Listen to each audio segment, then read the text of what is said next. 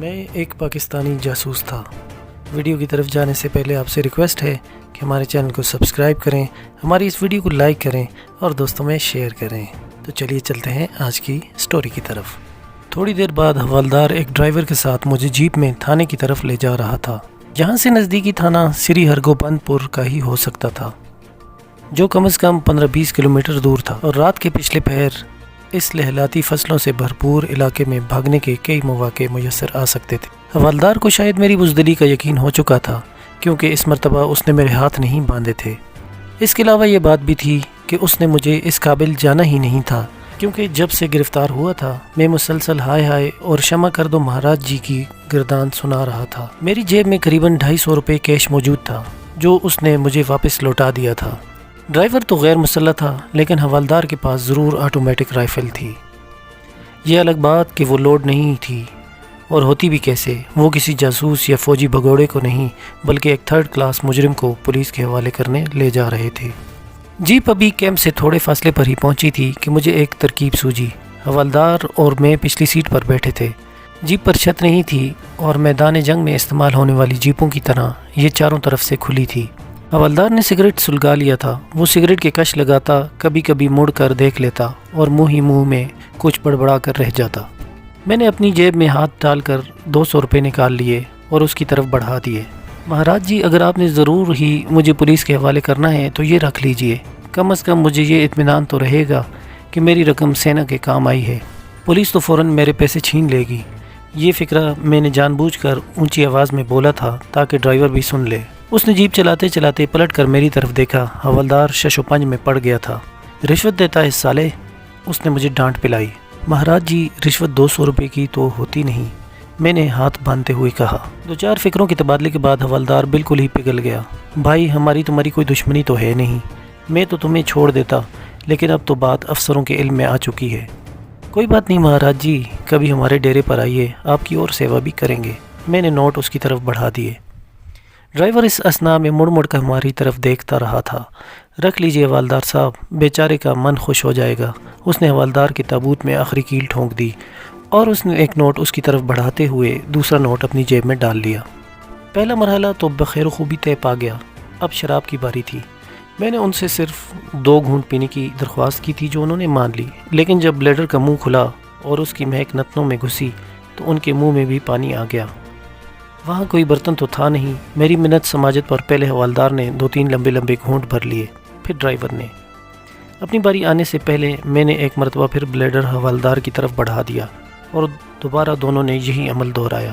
جب میں نے اندازہ لگا لیا کہ کام ہو چلا ہے تو بلیڈر خود تھام لیا، اور منہ دوسری طرف کر کے نیچے جھکتے ہوئے شراب بہا کر باقی بلیڈر پھر انہیں تھما دیا۔ سانسیوں کے گھر کی نکلی پہلے توڑ کی شراب نے چند منٹ کے اندر ہی ان کے دماغ گرم کر دیے۔ رہی سہی کسر ہوا نے پوری کر دی، اور دونوں اب باقاعدہ نشے میں جھومنے لگے تھے۔ ڈرائیور نے تو اونچی آواز سے گانا شروع کر دیا تھا۔ ابھی تک ہم کھیتوں کے سلسلے میں ہی سفر کر رہے تھے اور اس سڑک تک نہیں پہنچے تھے جو سری ہرگوبند پور جاتی تھی۔ دوسرا مرحلہ بھی بخیر و خوبی طے پا گیا۔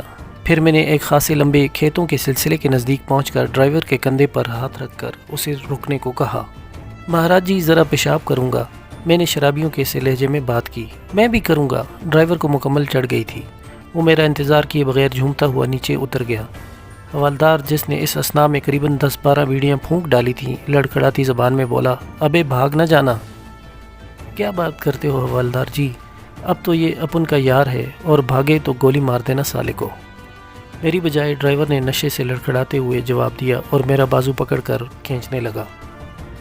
پھر ہم دونوں بدمست شرابیوں کی طرح جھومتے گاتے قریبی کھیت میں جا گھسے۔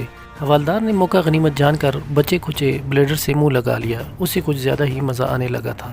کھیت کے ایک کونے پر تو ڈرائیور بیٹھ گیا، اور دوسرے سرے سے میں اندر جا گھسا۔ پھر اندر ہی اندر بلی کی طرح پنجوں کے بل چلتے چلتے میں کھیت کے دوسری طرف جا نکلا، اور اس کے بعد تو جیسے مجھے پر لگ گئے۔ کھیتوں کے بیچوں بیچ میں نے قریباً 3-4 کلومیٹر کا فاصلہ طے کر لیا۔ نہ جانے اس وقت اتنی طاقت مجھ میں کہاں سے اوت کر آئی تھی کہ یا تو یہ حال تھا کہ درد اور تھکاوٹ نے مجھے نڈھال کر رکھا تھا، اور اب یہ عالم تھا کہ اپنی جسمانی تکالیف سے بے نیاز ہو کر میں پوری طرح مائل بپرواز تھا۔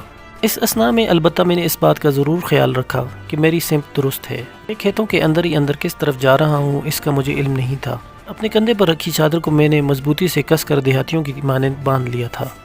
خیریت یہ گزری کہ راستے میں کسی سے مٹ بھیڑ نہ ہوئی۔ اس کے علاوہ میں نے اس بات کا بھی خیال رکھا تھا کہ دیہاتیوں سے بچ کر سفر کروں، کیونکہ کسی دیہات کے نزدیک قابو آنے کی صورت میں مجھے چور سمجھا جاتا، اور ان دیہاتیوں کی روایت تھی کہ وہ چور کی ٹانگ یا بازو توڑنے کے بعد پولیس کے حوالے کرتے تھے، اس سے پہلے نہیں۔ ذرا سکون میسر ہوا تو زخم بھرے ہونے لگے۔ چھپے کرب نے سر اٹھایا اور میں ٹوٹنے لگا۔ یوں لگتا تھا جیسے کسی ماہر لوہار نے میرے جسم پر ہتھوڑے برسائے ہوں۔ خصوصاً پسلیوں کی تکلیف تو بحال کیے دیتی تھی۔ زخموں سے ٹیسیں اٹھتیں تو یوں لگتا کہ جیسے اب جان گئی کہ گئی۔ بہرحال میں نے ضبط کا دامن تھامے رکھا اور بغیر رکے اپنا سفر جاری رکھا۔ راستے میں آنے والے ایک ٹیوب ویل پر کسی نے پگڑی سکھانے کے لیے ڈال رکھی تھی، اسے میں نے گلے میں ڈال لیا اور طلوع سیر کے قریب سر پر باندھ لیا۔ اب میں مکمل سکھ نظر آ رہا تھا، کیونکہ پچھلے 8-10 دن سے میں نے داڑھی نہیں منڈوائی تھی۔ خدا کا شکر ہوا کہ میرے چہرے پر مار پیٹ کا کوئی نشان نہیں تھا۔ جسم کے گرد میں نے چادر لپیٹ رکھی تھی، اس کے علاوہ بھی قمیض پر پہنی جرسی نے میلے کپڑوں کو کسی حد تک چھپا لیا تھا۔ ایک کنویں سے میں نے منہ ہاتھ دھوئے، اپنے کپڑوں پر تنقیدی نظر دوڑائی اور اطمینان کر لینے کے بعد نزدیکی گاؤں کے گردوارے کی سمت چل دیا، جہاں سے گرنتھی کے پاٹ کی آواز آنے لگی تھی۔ گردوارے میں حسب توفیق بہت سی متجسسانہ نظروں نے میرا خیر مقدم کیا۔ گڑھا پرشاد چکتے ہوئے ایک دو سرداروں نے میرا جغرافیہ بھی پوچھا، جو میں نے انہیں مطمئن کرنے کی حد تک بتا دیا۔ زیادہ دیر یہاں ٹھہرنا میں نے مناسب نہ سمجھا اور گردوارے کے لنگر سے چائے پی کر چل دیا۔ مجھے ابھی تک معلوم نہیں ہوا تھا کہ یہ کون سا گاؤں ہے، نہ ہی ڈر کے مارے ابھی تک میں نے کسی سے گاؤں کا نام پوچھا تھا۔ بجائے عام راستوں کے میں نے پگڈنڈیوں پر سفر کرنا مناسب جانا تھا۔ ایک مرتبہ پھر کھیتوں کے لامتناہی سلسلے میں گم ہو کر بالآخر میں دوپہر کے وقت ایک سڑک پر جا پہنچا۔ اپنے صبر و ضبط کا میں نے خوب امتحان لیا تھا۔ سڑک کے کنارے ایک کونے میں ایک سائیکل ٹھیک کرنے والے اور نائی نے مل کر ایک درخت کے نیچے ڈیرا جما رکھا تھا۔ موقع مناسب جان کر میں نے یہاں داڑھی سے نجات حاصل کی، کیونکہ اس حلیے میں گھر جا کر میں خواہ مخواہ ان لوگوں کو شک میں ڈالنا نہیں چاہتا تھا۔ نائی کو تفتیش کا موقع دیے بغیر اس کے ہاتھ پر روپے کا نوٹ رکھ کر آگے روانہ ہو گیا۔ سڑک پر لگے ایک سنگ میل سے مجھے علم ہوا کہ یہ سڑک بٹالے کو جاتی تھی۔ قریباً 1-1.5 فرلانگ کے فاصلے پر میں ایک جگہ بس کے انتظار میں کھڑا ہو گیا۔ پگڑی کو اب پٹکے کی شکل میں نے گلے میں لٹکا دیا تھا، اور بادی نظر میں کوئی برہمن زمیندار دکھائی دے رہا تھا۔ قریباً 15 منٹ کے جان لیوا انتظار کے بعد ایک لاری کی شکل دکھائی دی، جو مخالف سمت سے آ رہی تھی۔ میں نے ہاتھ دیا، لاری قریب آ کر رک گئی۔ میں نے بٹالہ کا ٹکٹ لیا اور کونے والی ایک سیٹ پر ٹک گیا۔ ذرا سکون میسر آیا تو کئی سوئے فتنے جاگ اٹھے۔ زخموں کی تکلیف تو تھی ہی، اب بھوک پیاس بھی جان کو آ گئی۔ نکاہت کا یہ عالم تھا کہ لاکھ ضبط کے باوجود پلکیں خود بخود جھکی جاتی تھیں۔ اپنی ممکنہ جسمانی کمزوریوں پر قابو پانے کے لیے مجھے خود سے لڑائی لڑنا پڑی، اور ذہن و جسم کی اس کشمکش میں بٹالہ بس سٹینڈ قریب آ گیا۔ بس کے رکتے ہی میں نے قریبی میڈیکل سٹور کا رخ کیا اور اسپرین کی گولیاں خرید کر نزدیکی ہوٹل میں جا گھسا۔ جب چائے کے ساتھ گولیاں اور بند زہر مار کیا تو کسی حد تک میرے اوسان بحال ہوئے۔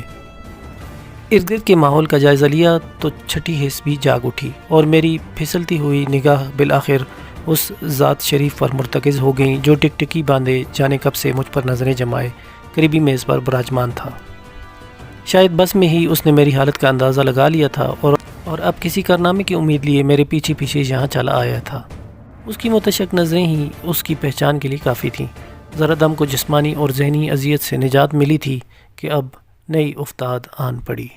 تو ویورز، یہ تھی ہماری آج کی سٹوری۔ امید کرتا ہوں کہ آپ کو پسند آئی ہوگی۔